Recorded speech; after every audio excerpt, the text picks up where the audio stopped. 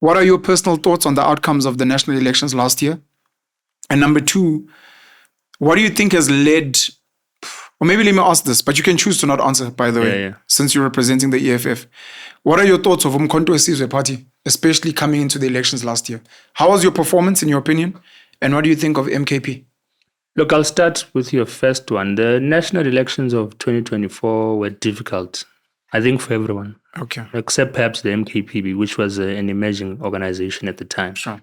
They were difficult for the EFF because there was, in our belief, a concerted effort to exclude us from government by vested interests of the Moonshot Pact. Yeah. For example, that said Pact. The EFF is enemy number one. Yes. Not even the ANC. Yeah. So we're not the ruling party. We're the third largest party in South Africa, but the declaration was that we are the biggest threat to South African democracy, whereas the ANC has been in government for 30 years and failed.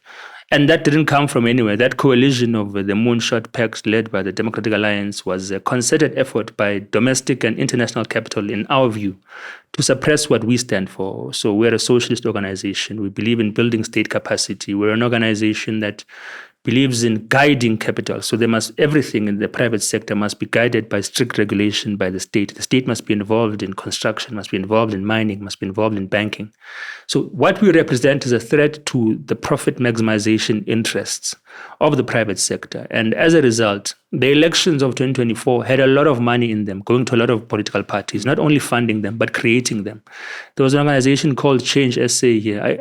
Roger Jardine, formed by an individual called Roger Jardine. It got 35 million to contest elections. Never contested elections, withdrew on the last minute. We don't know what he did with that 35 million. That's a form of money laundering in our understanding. Possibly was distributed to other political parties. The DA got more than 70 billion, I think, in donations. 70 billion? Not billion. I'm getting the figure 70 wrong. million. 70 million. Okay. Action SA got millions. And if you look at the common denominator in terms of funding, you find the Oppenheimers, you find it's Robert Marshall, I think is his name. You find these individuals who are funding Martin Marshall. Martin Marshall, not Robert Marshall. You find the same individuals funding the same political parties who have the same ideological positioning. And the EFF is not getting funding from any of these people, not that we want it or we need it.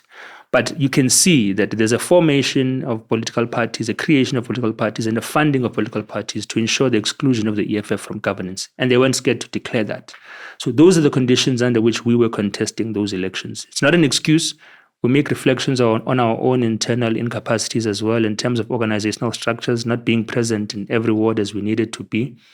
But there was a concerted effort to ensure that the EFF failed.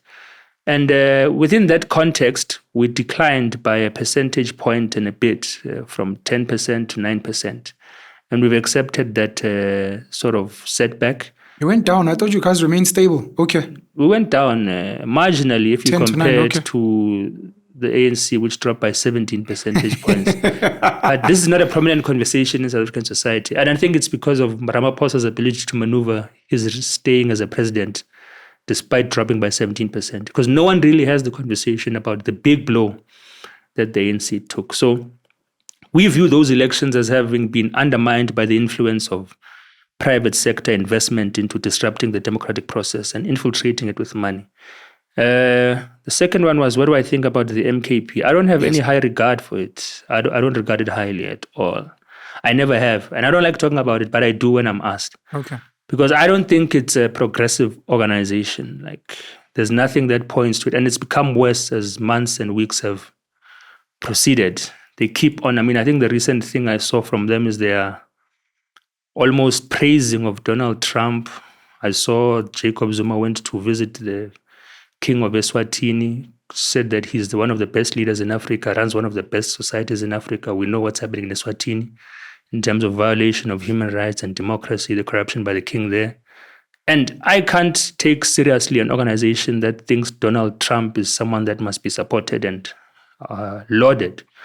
I can understand the appreciation of Donald Trump's decisiveness in terms of declaring what he wants to happen, his prioritization of the people of America. I understand that, and for Americans.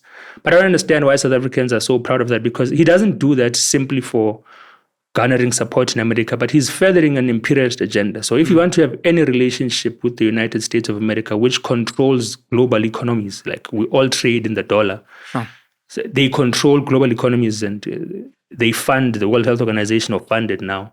They fund serious institutions that determine governance and politics in the world.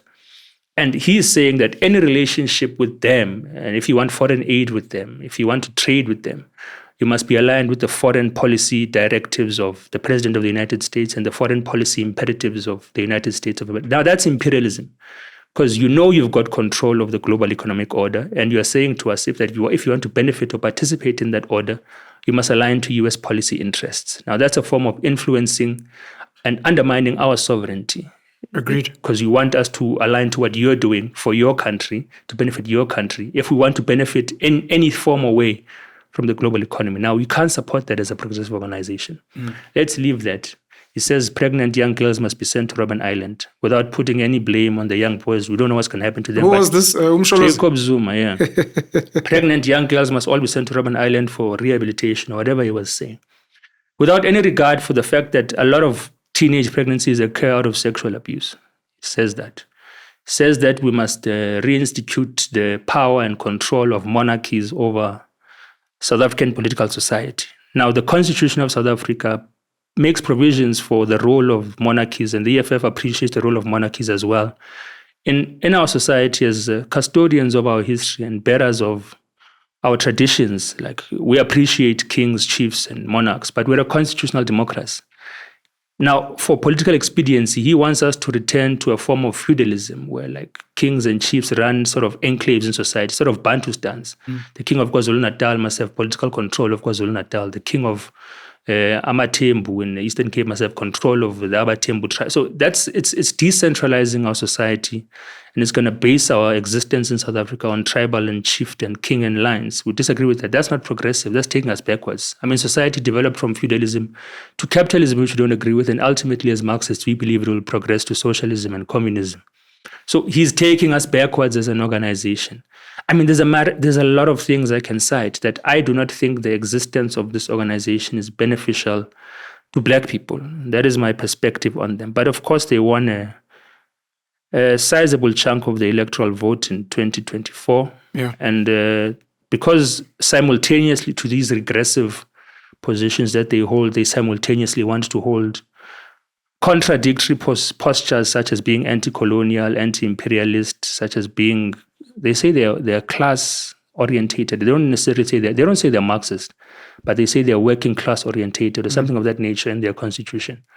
So they exist with these two contradictions at the same time. So they're in parliament, they claim to support certain things that we support and will vote alongside with them where necessary, but I have very, very little regard for them.